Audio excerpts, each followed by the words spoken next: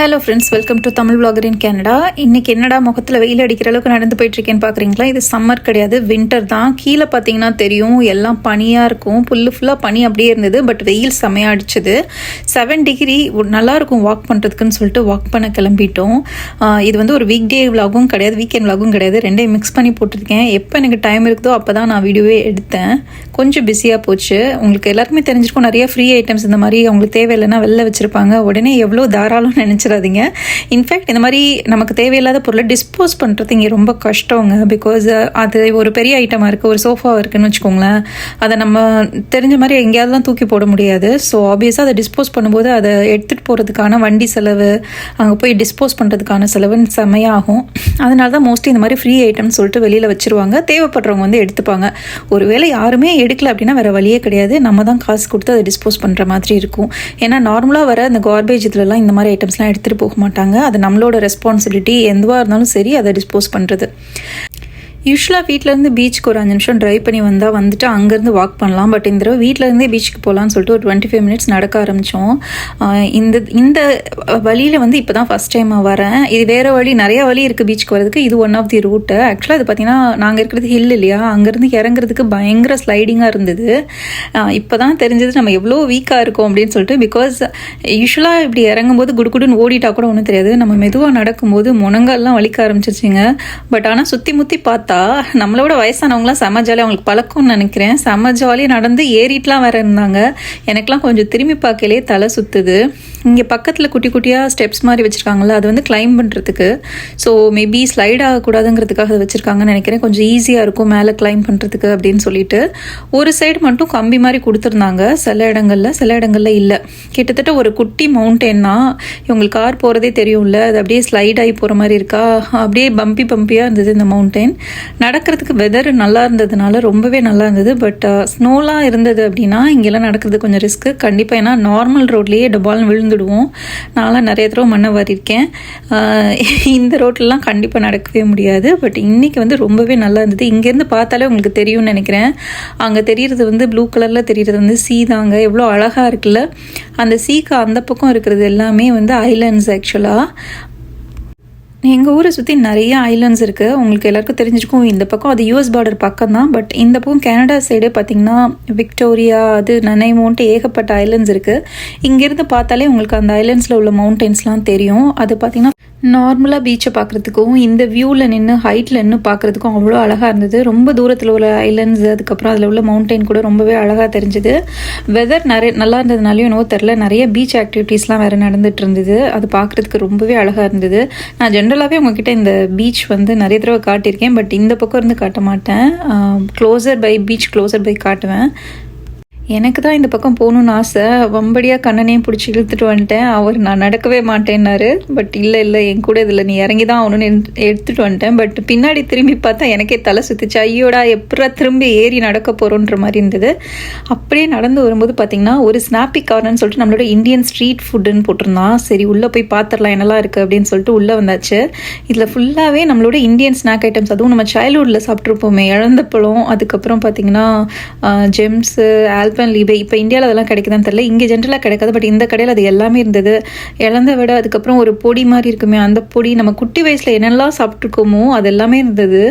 இப்போ நார்மலாக கிடைக்கிற பானிபூரி, வடாபாவ் அந்த மாதிரி ஐட்டம்ஸும் இருந்தது. இங்கே வந்து அப்புறம் இம்லி சாக்லேட்ஸ் இருக்கும்ல, ஆரஞ்சு மிட்டாய், அதுக்கப்புறம் வந்து புளி மிட்டாய், அதுக்கப்புறம் சூட மிட்டாய், இந்த மாதிரி நிறைய இருந்தது. ஒரு டப்பா ஆரஞ்சு மிட்டாய் $10 சொன்னாங்க. எனக்கு ஆரஞ்சு மிட்டாய் அந்தளவுக்கு பிடிக்காது. பட் எனக்கு இழந்த வடையா, இழந்த பழம் அதெல்லாம் ரொம்ப பிடிக்கும். ஸோ அதனால் அதெல்லாம் எடுத்துட்டேன். ரேயாவுக்கு வந்து பென்டன் ஸ்டிக்ஸ் பிடிக்கும், அதுவுமே இருந்தது. ஒரு பேக்காக வச்சுருந்தாங்க. அந்த பேக் ஃபுல்லாக சேர்த்து $4 விற்றாங்க. அதுக்கப்புறம் இது வந்து புளி மிட்டாய் சொல்லி விற்றாங்க. அதுக்கப்புறம் இந்த இழந்த பழம் இருக்குல்ல, அதையே டிஃப்ரெண்ட் வேர்ஷன்ஸில் வச்சுருந்தாங்க. நம்ம இதுலேயும் அந்த மாதிரி பொடி மாதிரிலாம் இருக்கும்ல, அந்த பொடி மாதிரி இல்லாமல் இவங்க பால் மாதிரிலாம் வச்சுருந்தாங்க. நம்ம ஊர் ஐட்டம் இங்கே பார்த்தோன்னா எப்படி தான் ஆனந்தம் வரும்னு தெரியாதுங்க. எனக்குலாம் செம்ம ஹாப்பி ஆகிடும். எல்லாத்தையும் அள்ளிடுவேன். பட் இன்னைக்கு கொஞ்சமாக தான் வாங்கினேன். பிகாஸ் ஏற்கனவே வீட்டில் கேண்டீஸ் நிறைய போயிட்டுருக்கு. பட் அதனால செலக்டிவான சில ஐட்டம்ஸ் மட்டும் எடுத்துக்கிட்டேன். நீங்கள் வாங்க என்னென்னலாம் இருக்குன்னு சொல்லி காட்டுறேன் நான். அவங்க சாம்பிள்லாம் வேறு சாப்பிட கொடுத்தாங்க.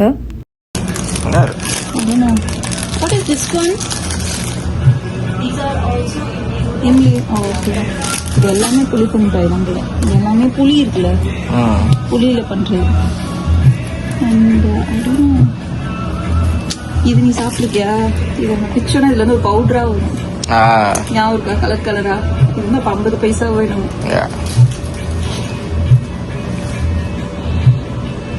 மம்மி டாடி சாக்லேட்லாம் இருக்கா?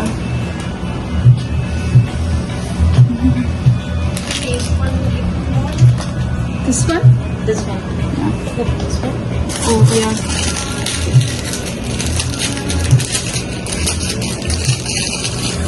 Thank you. Thank you.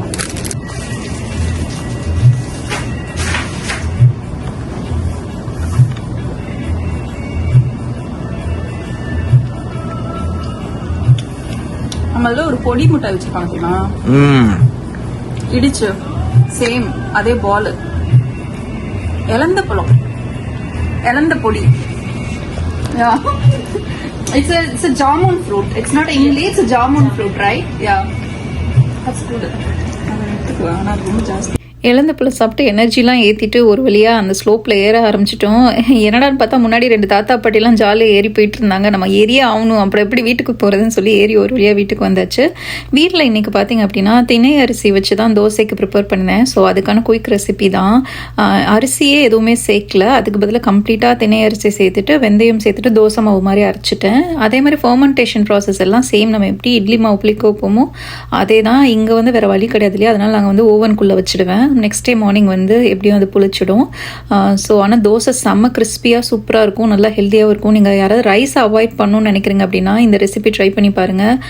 டேஸ்ட்டும் வந்து உங்களுக்கு பெரிய டிஃப்ரென்ஸ்லாம் இருக்காது, வேறு ஏதோ சாப்பிட்ற மாதிரிலாம் இருக்காது, ரொம்பவே நல்லாயிருக்கும். ஆக்சுவலி நான் வந்து 4 கப் திணை, அதுக்கப்புறம் 1 கப் உளுந்து, அதுக்கப்புறம் பார்த்திங்கன்னா வெந்தயம், இது எல்லாமே சேர்த்து அரைச்சிட்டேன். உங்களுக்கு ஒருவேளை இட்லிக்கு வேணும் அப்படின்னா நீங்கள் வந்து 3:1 ப்ரொப்போர்ஷன் வந்து திணை அரிசியும் இட்லி ரைஸும் போட்டுக்கோங்க. அதுக்கப்புறம் உளுந்து அதே ப்ரொப்போர்ஷன் தான் போட்டுட்டு நீங்கள் அரைச்சிங்கன்னா இட்லிக்கு நல்லா வரும். பசங்களுக்கு இன்றைக்கி லஞ்ச் பாக்ஸ் பார்த்திங்க அப்படின்னா சீஸ் சாண்ட்விச் 2 பேருக்குமே அதுதான் வச்சுருந்தேன். ரேயாவுக்கு மட்டும் சிக்கன் வச்சுருந்தேன், அது கூட அவள் ஸ்ட்ராபெரியும் யோகட்டும் கேட்டான்னு சொல்லிட்டு அதை ப்ரிப்பேர் பண்ணி வச்சுட்டேன். தியாவுக்கு வந்து ஆரஞ்சு வச்சுட்டேன். எனக்கு வந்து மார்னிங் வந்து பார்த்திங்க அப்படின்னா அவகோடா சாண்ட்விச்சும் அதுக்கப்புறம் பாயில்டு எக்ஸும் எடுத்துக்கிட்டேன். இவ்வளோ வேலையும் பண்ணி அவளை ஸ்கூலில் விட போனால் நீ எனக்கு ஏன் மம்மி வெளியில் ஃபுட் ஆர்டர் பண்ணலன்னு சொல்லிட்டு அவள் ஃபுட்டெல்லாம் எடுத்துட்டா. அவளுக்கு பிடிச்சதான் வச்சுருக்கேன், பட் ஸ்டில் வந்து ஸ்கூலில் வந்து ஹாட் லஞ்ச் ஆர்டர் பண்ணலாம், நான் மறந்துட்டேன் இந்த வீக் ஆர்டர் பண்ணுறதுக்கு, நீ ஏன் எனக்கு ஆர்டர் பண்ணலன்னு சொல்லிட்டு அவள் பயங்கர அப்செட்டு. வெளியில் தான் சிரிச்சிட்ருக்கா, என்னை கழுவி ஊற்றிட்டு ஸ்கூலுக்கு போயிட்டா.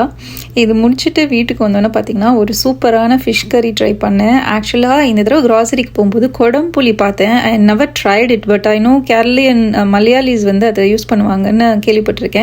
சரி, எனக்கு ஜென்ரலாகவே ஃபிஷ் பிடிக்கும். ஓகே, இன்றைக்கி வந்து கேரளா ஸ்டைலில் ட்ரை பண்ணலாம் அப்படின்னு சொல்லிட்டு அந்த கொடம்புளி வாங்கிட்டு வந்துட்டேன் இல்லையா. ஸோ அதோட ரெசிபி பார்த்து தான் நான் வச்சேன். நம்ம பண்ணுற மீன் குழம்புல நான் இஞ்சிலாம் போட மாட்டேன், பட் இவங்க வந்து இஞ்சிலாம் போட்டாங்க. அதனால் நானும் சரின்னு சொல்லிட்டு இஞ்சிலாம் ஆட் பண்ணிட்டேன். நல்லெண்ணெய் தான் விட்டேன் நம்ம விடுற மாதிரி, பட் அவங்க வந்து கோகோனட் ஆயில் விட்டாங்க. தியாவே ஸ்கூல்லேருந்து வந்துட்டா. நான் மதியத்துக்கு மேலே தான் குக் பண்ணேன். ஆக்சுவலாக நீங்கள் நிறைய பேர் கேட்குறீங்க எதனால் வந்து நீங்கள் வீடியோஸ் வந்து ரெகுலராக போடுறது இல்லைன்னு.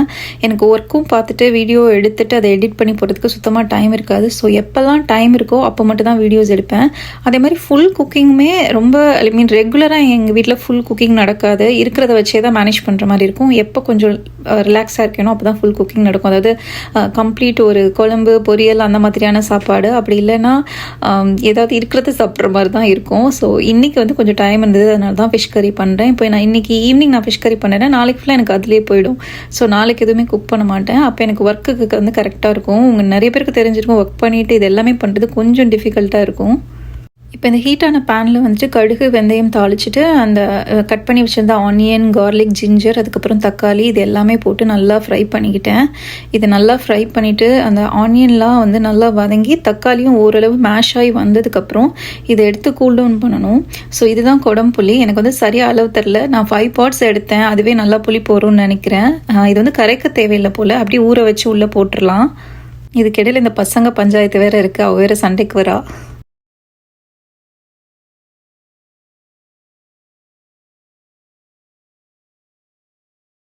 சம்டைம் அவசரமாக குக் பண்ணும்போது இதை மிக்சியில் நான் இப்போ வந்து கிரைண்ட் பண்ணும். கண்டிப்பாக இது ஆறுறதுக்கு டைம் எடுக்கும் இல்லையா. நான் எப்போயுமே இதை தான் ஃபாலோ பண்ணுவேன். டோர் ஓப்பன் பண்ணி வெளியில் வச்சுடுவேன். ஸோ அதை டக்குன்னு அது சில்லுன்னு ஆகிடும். நார்மலாக வீட்டுக்குள்ளே வச்சு அதை ஆற வச்சுன்னா எனக்கு ஒரு 15-20 மினிட்ஸ் ஆகுதுன்னா இதை வெளியில் வச்சுட்டு கதவை சாத்திட்டேன் அப்படின்னா எனக்கு வந்து ஒரு 10 மினிட்ஸில் வந்து நல்லாவே கூல் டவுன் ஆகிடும். ஸோ தட் மிக்சியில் அடிக்கும்போது ஏன்னா அதெல்லாம் நிறைய ஃபேஸ் பண்ணியிருக்கேன். சூடாக மிக்சியில் போட்டுட்டு அது வந்து ஒரு வேளைக்கு 2 வேளை ஆக்கி விட்டுரும். வீடு ஃபுல்லாக தெரிச்சு அதை க்ளீன் பண்ணி இதை க்ளீன் பண்ணிட்டு. ஸோ ஜென்ரலாக இந்த மாதிரி வெளியில் வச்சிடுவேன். அது சீக்கிரமே ஆறிடும். அவள் வேறு வெளியில் போய் எட்டி பார்க்குறா.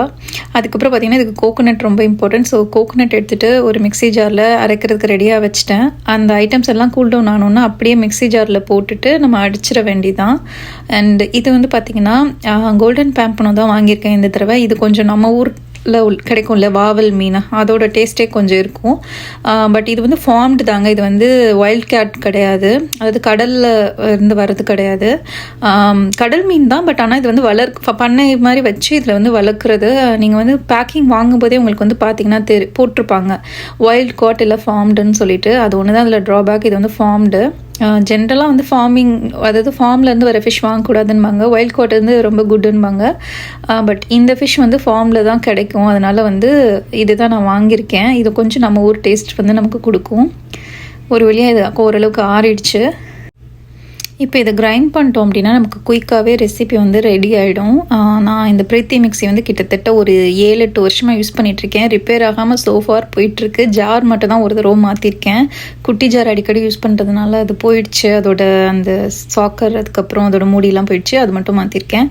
ரொம்ப நல்லாவே ஒர்க் ஆகிட்டுருக்கு. இது நல்லா பேஸ்ட்டாக இருக்கிற மாதிரி நம்ம வந்து பண்ணிக்கணும்.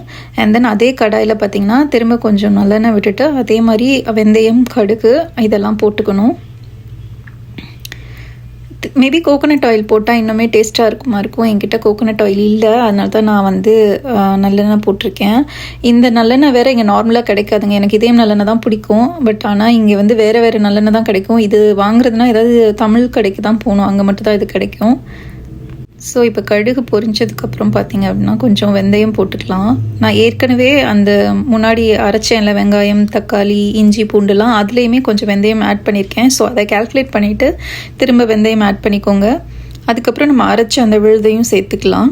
இதை வந்து சேர்த்துட்டு கொஞ்சம் தண்ணி ஊற்றிக்கலாம். ஏன்னா இது நமக்கு வந்து குழம்பு கன்சிஸ்டன்சியில் வேணும் இல்லையா. கோகோனட் வேறு ஆட் பண்ணியிருக்கோம். ரொம்ப திக்காக இருக்கும். ஸோ அதனால் இது கூட வந்து தண்ணி ஆட் பண்ணிவிட்டு அதுக்கப்புறம் ஒரு கொதி வந்ததுக்கப்புறம் பார்த்திங்க அப்படின்னா இது ஏற்கனவே வெல் குக்ட் தான் அந்த கோகோனட் தவிர்த்து. ஸோ இப்போ வந்து இது ஒரு கொதி வந்ததுக்கப்புறம் பார்த்திங்கன்னா இந்த குடம்புளியை வந்து அதை அப்படியே ஊற்றிட்டோன்னா முடிஞ்சிருச்சு ப்ராசஸ். மறந்துட்டேன். இதில் வந்து கொஞ்சம் மிளகாய் பொடி போடணும். அதுக்கப்புறம் க்ரீன் சில்லி ஆட் பண்ணணும். நானே குக் பண்ணும்போது அதை மறந்துட்டேன். அதுக்கப்புறமா தான் க்ரீன் சில்லி ஞாபகம் வந்து போட்டேன். க்ரீன் சில்லி போட்டால் எப்போயுமே இந்த மீன் குழம்புக்கு வந்து அவ்வளோ ஃப்ளேவர்டாக இருக்கும். ஸோ அதனால் க்ரீன் சில்லி அதுக்கப்புறம் வந்து மிளகாய் பொடி போட்டாச்சு. இது லைட்டாக பாயில் கன்சிஸ்டன்சிக்கு வந்ததுக்கப்புறமா பார்த்திங்கன்னா குடம்புளி வந்து சேர்த்துக்கலாம். அதை விட முக்கியமாக மீன் சேர்க்கணும். அதெல்லாம் சேர்க்காமே முடிஞ்சிருச்சுன்ட்டேன். இது வந்து கொஞ்சம் திக்காகிட்டு கொஞ்சம் வரும்போது சால்ட் போட்டுக்கோங்க. அவ்வளோதான். இப்போ சால்ட் போட்டாச்சு. அதுக்கப்புறம் இப்போ குடம்புளி வந்து ஆட் பண்ணிக்க வேண்டியதான். இந்த குடம்புளி போட்டு ஆக்சுவலி இந்த குழம்பு வந்து ஒரு கொஞ்ச நேரம் வச்சுருந்தா தான் அந்த புளிப்பு வந்து அதில் சேருது. நான் 2 தடவை ட்ரை பண்ணிட்டேன். ஃபஸ்ட் டைம் வந்து இமீடியட்டாக சாப்பிடும்போது அதில் புளிப்பே ஏறாத மாதிரி இருந்தது. பட் கொஞ்சம் வச்சுட்டு ஈவினிங் போல் சாப்பிடும்போது நல்லாவே இருந்தது. இப்போ வந்து இது நல்லா கொதிக்கட்டும். இது நல்லா கொதிச்சதுக்கப்புறம் ஃபிஷ்ஷை போட்டுக்கலாம். இல்லை இப்போயும் ஃபிஷ்ஷை போட்டு கொதிக்க வைக்கலாம். பட் நான் கொஞ்சம் மிளகாப்பொடியோட அந்த பச்சை வாடெல்லாம் போகணுன்றதுனால லைட்டாக ஒரு கொதி விட்டுட்டு ஃபிஷ்ஷெல்லாம் போட்டாச்சு. ஒன்றே தாங்க மிஸ்ஸிங். எனக்கு வந்து கருவேப்பிலை கிடைக்கல எங்கள் ஊரில். கருவேப்பிலை போட்டிருந்தா இன்னும் சூப்பராக இருந்திருக்கும் ஃப்ளேவர். அதுதான் ஒன்று மிஸ் ஆச்சு. பட்டு குழம்பு வந்து அவ்வளோ சூப்பராக இருந்தது. எனக்கு ரொம்ப பிடிச்ச ஐட்டமாக இருந்தால் யாரையும் கூப்பிடலாம் மாட்டேன். நான் வாட்டுக்கு கடன்னு சாப்பிட ஆரம்பிச்சிருவேன். ஏன்னா எங்கள் வீட்டில் கூப்பிட்டோன்னே வந்து சாப்பிட மாட்டாங்க. அப்படியே வெயிட் பண்ண வச்சுட்டே இருப்பாங்க. எனக்கு செம பசி. சமைச்சதுக்கும் அதுக்கும் நான் வேகமாக சாப்பிட ஆரம்பிச்சிட்டேன். செம சூப்பராக இருந்ததுங்க சாப்பாடு. ஐ ஹோப் உங்களுக்கு இந்த வீடியோ பிடிச்சிருக்குன்னு நினைக்கிறேன். இந்த வீடியோ பிடிச்சிருந்ததுன்னா லைக் பண்ணுங்கள். சேனலுக்கு இன்னும் சப்ஸ்கிரைப் பண்ணலைன்னா சப்ஸ்கிரைப் பண்ணிக்கோங்க. ஃப்ரெண்ட்ஸ் அண்ட் ஃபேமிலிக்கு ஷேர் பண்ணுங்கள். அண்ட் ரெசிபி யாராவது ட்ரை பண்ணி பார்த்துருந்தீங்கன்னா கண்டிப்பாக கீழே கமெண்ட் பண்ணுங்கள். Thank you so much guys. I'll see you in next video. Bye bye.